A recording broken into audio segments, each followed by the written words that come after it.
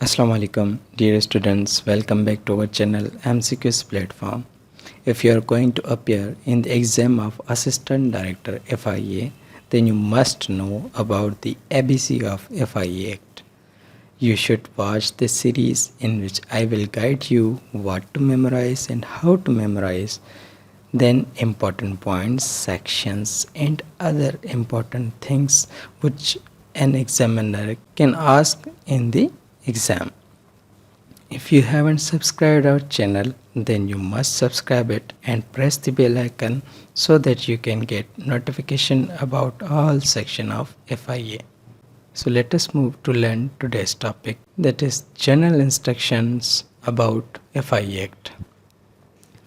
अगर आप FIA investigation, assistant director investigation, inspector investigation के एग्ज़ाम में अपेयर होना चाह रहे हैं तो आपको FIA एक्ट के अबाउट सब कुछ आना चाहिए। उसमें कितने सेक्शंस हैं, उसमें कितने स्केड्यूल्स हैं और उसमें कौन कौन से जो एक्ट्स ज़िक्र किए गए हैं वो आपको ज़रूर आने चाहिए। अगर आप सारे एक्ट्स और सारे पॉइंट्स क्लियर करना चाहते हैं तो हमारी इस सीरीज़ FIA इन्वेस्टिगेशन एक्ट 1974 को अच्छे तरीके से देखें और फॉलो करें हमारे पॉइंट्स को ताकि आप क्वालिफाई कर सकें FIA एक्ट 1974 के सेक्शन को। तो बढ़ते हैं वीडियो की तरफ। If you are going to appear in the exam of Assistant Director Investigation, then you have to prepare yourself to qualify the exam. यकीनन अगर आप पेपर में क्वालिफाई करना चाहते हैं तो हमारी एक से एक पॉइंट को फॉलो करें। You must go through this act or watch this series so that you may answer all the questions that come in this section. देखें, FIA असिस्टेंट डायरेक्टर इन्वेस्टिगेशन की जो पोस्ट है उसका जो सिलेबस दिया गया उसमें FIA एक्ट 1974 का एक पूरा सा सेक्शन है जिसमें से आपसे यकीनन 10 से 12 क्वेश्चन पूछे जाएंगे। अगर आप वो 10 से 12 क्वेश्चन क्वालिफाई करना चाहते हैं, इस सेक्शन को क्वालिफाई करना चाहते हैं तो आपको ये सीरीज़ ज़रूर देखनी पड़ेगी। तो आगे बढ़ते हैं कि हमें क्या याद करना चाहिए और क्या नहीं। What to memorise. देखें, सबसे पहले FIA फेडरल इन्वेस्टिगेशन एजेंसी 1974। अब ये इसका टाइटल है इस एक्ट का, तो आपको इसका टाइटल आना चाहिए। उसी तरीके से चैप्टर्स, उसी तरीके से सेक्शंस कितने हैं इस एक्ट में।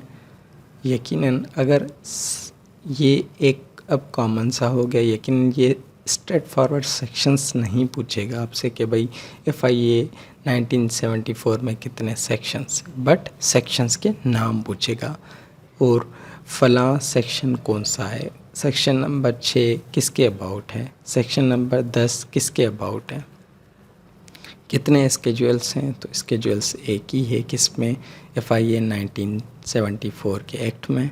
इसके अलावा definitions along with their act और ऑर्डिनेंस स्टेट्स। अब जितनी भी डेफिनेशंस हम पढ़ेंगे उसमें जिसमें जैसे कोड क्या है, स्पेशल पुलिस क्या है, ये सारी चीज़ें हम अगली वीडियोस में पढ़ेंगे। तो ये आपको आनी चाहिए और उसके साथ उनकी डेट्स आनी चाहिए कि भाई फ़लाँ ऑर्डिनेंस कब पास हुआ था, फ़लाँ एक्ट कब पब्लिश हुआ था। अब इसकी एक्सटेंशन ये कहाँ तक, मतलब कहाँ किस किस पे एप्लीकेबल होता है।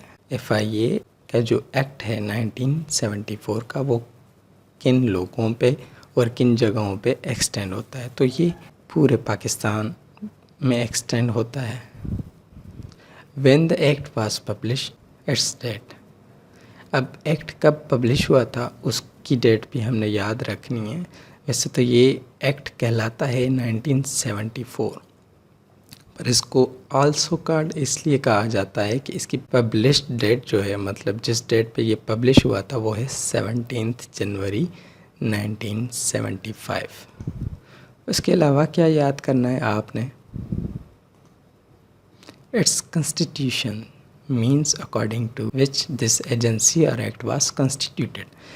ये एक्ट जो है वो किस सेक्शन के तहत बना, तो वो सेक्शन 3 किसका? फेडरल इन्वेस्टिगेशन एजेंसी 1974 के तहत बना। Who constitutes it? अब किसने बनाया? तो ये फेडरल गवर्नमेंट ने बनाया। ये हम एक से एक चीज़ पढ़ेंगे, याद रखिएगा। ये मैं ऐसे नहीं जल्दी ये मैं आपको इस वीडियो में समझा रहा हूँ कि हमने क्या क्या पढ़ना है। तो ये अभी मैं आपको जनरल इंस्ट्रक्शंस दे रहा हूँ कि किस किस चीज़ को हमने टच करना है। अब पावर किस किस को कौन कौन सा पावर है? डीजी जो डायरेक्टर जनरल होता है उसका क्या पावर होता है? वो पुलिस में किसके इक्वल होता है? जैसे डीजी जो इन्वेस्टिगेशन है वो इक्वल होता है आईजी पुलिस के। इक्वेलेंट, उसकी इक्वेलेंसी मतलब यही जो मैंने अभी आपको बताया कि डीजी जो है इसका एफआईए का वो इक्वल होता है आईजी पुलिस के। इसी तरीके से जो सब इंस्पेक्टर होता है वो किसके इक्वल होता है? वो एसएचओ के। Who can amend the schedule? Schedule कौन अमेंड कर सकता है? ये सारा हम पढ़ेंगे। Who can delegate power? अगर डेलीगेट पावर मतलब किसी और को पावर देना, तो वो कौन कर सकता है? वो डीजी कर सकता है। Who has power to make rules? Rule बनाने का किसको इजाज़त है रूल बनाने की? विच एजेंसी और थिंग वाज रिपील्ड? अब कौन सी एजेंसी या कौन सी चीज़ ख़त्म की गई थी इस एक्ट में या इस एक्ट की वजह से? तो ये सारी चीज़ें हम क्या करेंगे इस ही सीरीज़ में पढ़ेंगे। तो ये कम से कम आपके 2 से 3 घंटे लेगी। तो ये वीडियो आपसे सिर्फ 7-8 मिनट लेगी। इसमें हमने जनरल इंस्ट्रक्शंस बताएं। बाकी जो आगे हम सेक्शन टू सेक्शन पढ़ेंगे 1 बाय 1, तो वो वीडियो आपके लिए 2 से 4 मिनट की होगी। उसमें आप आराम से सारे सेक्शंस, सारे पॉइंट्स क्लियर कर सकेंगे और आप आराम से अपने 10 से 12 मार्क्स सिक्योर कर सकते हैं। तो मुझे उम्मीद है कि आपको ये वीडियो और ये सीरीज़ हेल्पफुल लगेगी। अगर आप भी चाहते हैं कि आप ये सारी चीज़ें याद कर सकें तो हमारे इस चैनल को सब्सक्राइब करना ना भूलिएगा। ये सिर्फ़ और सिर्फ 2-3 घंटों में ये सीरीज़ आपको सारे पॉइंट्स समझा देगी। सारे पॉइंट्स और इम्पोर्टेंट थिंग्स आपके सामने रखे जाएंगे इस सीरीज़ में। तो उम्मीद है आपको ये आज की वीडियो पसंद आई होगी। इंशाल्लाह मिलते हैं अगली वीडियो में। तब तक अपना ख्याल रखिएगा। अल्लाह हाफ़िज़।